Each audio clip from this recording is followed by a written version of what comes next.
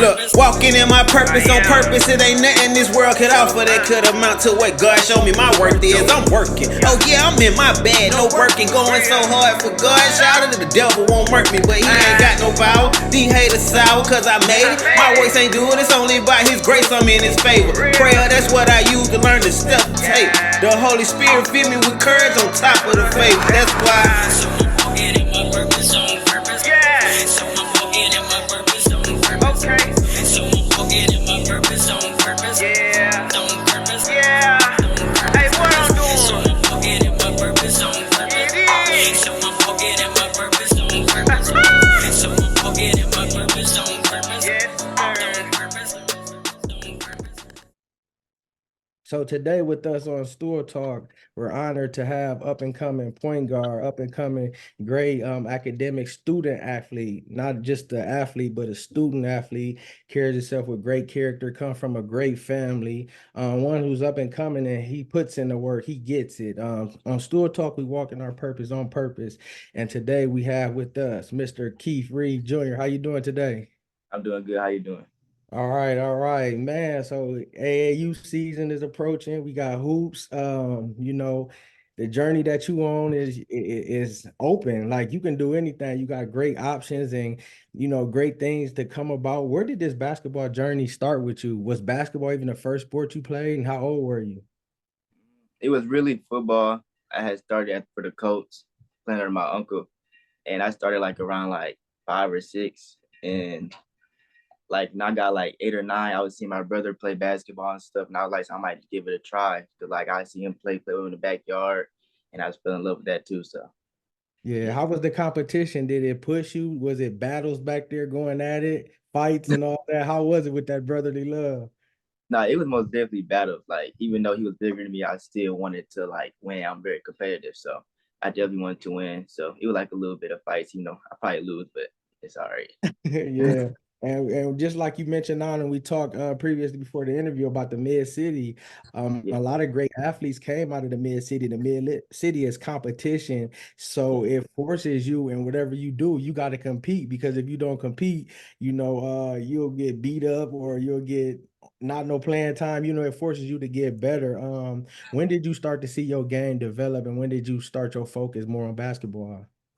I started to see my game develop as like I'll probably say when I got to 7th grade, because like I was playing against like my brother and I was little, so like I was seeing like me play against like other people like my age. It wasn't really like I wasn't really phased by like them because I was playing my big brother at a young age, so Yeah, it so was you more easy. and and a lot of people play underneath competition, and sometimes that meshes you up, being that you play with people better that helped you, with your game and development. So now you already knew what to expect, and peers on your level, was a little different. What do you enjoy about playing basketball?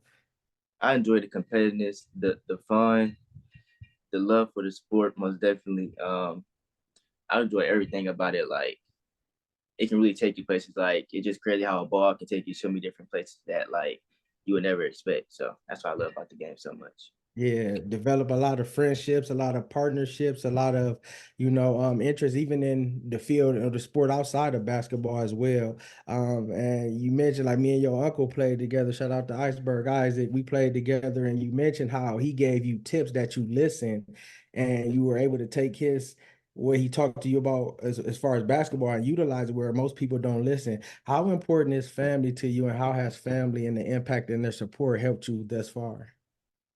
Family is everything. I look at my family as a real big support system. They with me through anything. I can text them, call them about whatever problem I got, and they always hit me back with a response as and to like help me better to fix the problem or whatever I got going on. So I Yeah. think family is very important.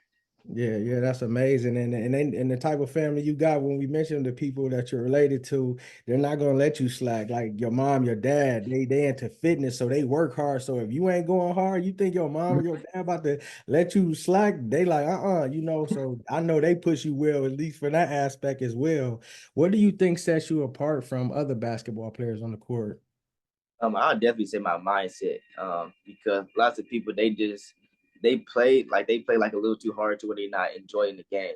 But I play hard, but I also enjoying the game as well. So you play too hard, you're not enjoying the game. It's like you're just not having fun out there, and it's like you're not gonna like it as you keep playing. So I definitely say my mindset, most definitely my confidence. Yeah, yeah, I say my mindset and confidence for sure. Yeah, and a couple videos is from me doing my research. The couple videos I seen, you were on the defense end. That's rare that's the first thing you see. Normally time you see a shot, you see a drive handles. I seen you getting on the ball, playing the passing lanes, going coast to coast. How important is defense to you? And is that something that you always had in there, or is that something that you got up until this point?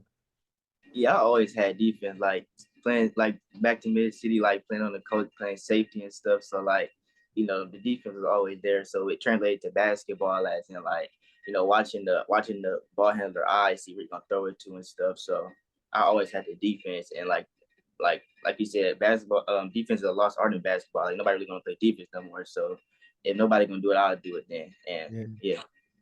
That's how I know you're a baller, Keith. Because listen, you were able to, man, it's amazing. Wow. You play safety. That's the quarterback of the defense. Now that you play point guard, so you're able to transition both, it works hand in hand. And that's what I tell a lot of people. Because some people like, I'm just gonna focus on this. But you focus on many games, and you will see how they all relate to each other, having a team, being there for your players, your brothers, and going hard for them. What type of leader do you feel like you are? You lead vocally or do you lead with your play? Um, at first I say early, like in my sports career, I like legal play, but as I like got more older and mature, I say like it really became both. Cause I was really shy at first, but now I'm really like being more vocal and everything. So I definitely say both. Yeah, can you share a memorable moment from a game, or a play, in your basketball journey that really stands out? Yeah, most definitely. I had went to knee surgery 2021, and I was actually not cleared to play. So I had came back. I had moved to Houston, and I had played in a tournament. It was like a real like kind of big tournament, and like we needed somebody to step up and like to win the tournament. And so I had came into the game with a plan that like we got to win and stuff like that. No matter like how my knee feeling or nothing. I never really told nobody about like how my knee was and everything. Cause I didn't want nobody to worry. So I'm gonna definitely say that, and to be won the tournament. So yeah. Wow, wow. What would you do or what would you say to one of your teammates that's struggling in a bad shooting game and they turned the ball over or they just not playing good, they got their head down? What would you say to that player? I definitely tell him it's more in the game. We got more game, like more time left, more games. So like you definitely shouldn't stress nothing. Like you gonna miss like a lot of shots, but like it's about like will you keep shooting the ball? Like is one shot gonna affect you how you play? So I definitely say keep shooting. Don't worry about whatever happened. Like the past is the past. Just focus on what you got now. Yeah, what does hard work mean to you? Hard work means everything. Like the dedication you have for whatever you're doing. Like you got to keep going no matter what. So like yeah, hard work means like a lot for sure. Yeah. What aspects of your game do you feel like you need to better or improve on? I feel like everything. Like I feel like nobody's the perfect player. Like you can always get better in some type of thing that you lacking in. Like no matter what, if you think you too good at shooting, too good at passing, too good at defending, like you can most definitely get better at all of that if you just like you said, like do the hard work and stuff like that. So Yeah, you got the secret weapon because you understand that. And a lot of people don't. They be feeling like, well, I already know how to do this, but it's called perfection. Like you said, you perfect it. You always could get better. So that lets me know that you're a coachable player because you know that a lot of people don't want to hear that because we already learned that we keep going over this. So now they mind ain't even in tune or intact with what the game plan is, for the team and even for the camaraderie. Looking ahead, what are your goals for you and your basketball career? uh the end goal is most definitely to make it pro. If not NBA, then definitely overseas. But the ball always keep dribbling for me no matter what. So even as with training younger kids, anybody, not even just younger kids, professional players, like anybody. So yeah, the ball never stopped dribbling for me. So Wow, anything. I love it. Who are your role models or favorite basketball players, and how do they influence your game? Definitely my mom, my uncle for sure, my brother. Uh, I also got a mentor named Blake. He definitely inspires me a lot, motivates me. Um, Yeah. but favorite players, I had to say like I got a couple of favorite college players like Rob, Aiden Holloway, um, Kobe most definitely with his mentality, and Allen Iverson because like he never let nobody opinion affect him of how he like do his own thing. So yeah. Yeah. You just in your conversation, you know, and I even as you spoke on the phone, and even seeing now with your demeanor, you carry yourself like an older player. You don't carry yourself like, you know, your age. So that just shows the maturity in you and your game. What advice would you give to a younger player about staying focused and even watching who he hangs around and not hanging around the wrong people? Yeah, it's easy to get caught up in like a lot of bad stuff, especially you too though. It's real bad get easy to get caught up in bad stuff. So I definitely say just like know your crowd, keep your circle small for surely. Like, like if you know you're not supposed to be doing something, don't go do that. Like, so and like it really don't even like it's really not like even what's the word? Like it never really no point to even do it for real, because it's all worthless. So like Yeah. just keep your head down, trusting God, and just do whatever you really want to do instead of trying to be something you're not. Yeah, what does faith mean to you, and how important has faith played a role in your life and even in your career and even, you know, in the future? How will it? Trusting God, man. God is everything. God comes first through everything. So I always trust in God, put faith in God no matter what. So yeah, faith is like a real big part of my life. Definitely. Yeah, how was your transition from Toledo to where you at down south? And had what part from Toledo did you take with you to help you in your game? Because you know Toledo brings out something. I know it's a lot of bad stuff, but it's a lot of talented people that come from there, and we got a swag, we got different things that we take that gives us the, you know, the edge when we go to our destination. So what is that being for you?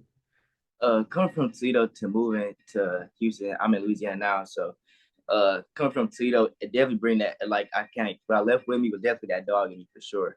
Cause like going around like growing up, like seeing like your environment and stuff, you definitely gonna be like, man, I want to get out of this. So like you definitely gonna like go hard on whatever you do to get out of Toledo. Yeah. So I definitely say the transition really was like it was all right. Um, Yeah. but I still miss Toledo to this day. But Yeah, I do too. I'm in Atlanta, been here going on 5 years. I love Toledo, love my family and stuff like that. But I do see where it's you know, places that you can go to excel. And like this is the whole reason too.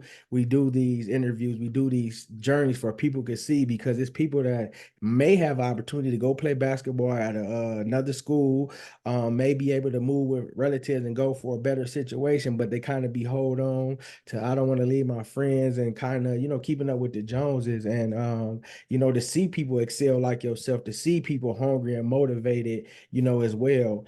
When it comes to jersey numbers, what's your jersey number? last in Houston, I had wore 12, but I always keep it in two because Okay. God come first, so I wear two a lot. So yeah. Oh, oh, I love it. I love it. I wasn't even expecting that. Yeah, I love it. So, so you, but see, with the 12, you keep, because I seen you had two numbers, so I'm like, I need to ask him about these numbers, switching from 2 to 12, you know. So yeah, that's dope. Man, lastly, before we end this interview, whatever comes to your heart, I want you to speak to the youth that's, you know, want to be a great basketball player, want to be able to put in the work and, you know, just be a good player. What would you say to them? Um, don't never like doubt yourself saying like you can't do something because you most definitely could do something. Anything you put your mind to. Like you think you're too skinny, you're too short, you're not that athletic or nothing. Like obsession beats talent. So like if you fall in love and be obsessed with whatever you want to do, like you most definitely can like just do it. So like never like be down on yourself or somebody say you can't do something because you most definitely can do it. So like me, like I'm small, like I'm always the smallest person on the court. So like I always gotta play with a chip on my shoulder, beat the odds. People saying that I can't make it to do something because I'm too little or something. So definitely just put your head down, keep working, trusting God for sure. Yeah.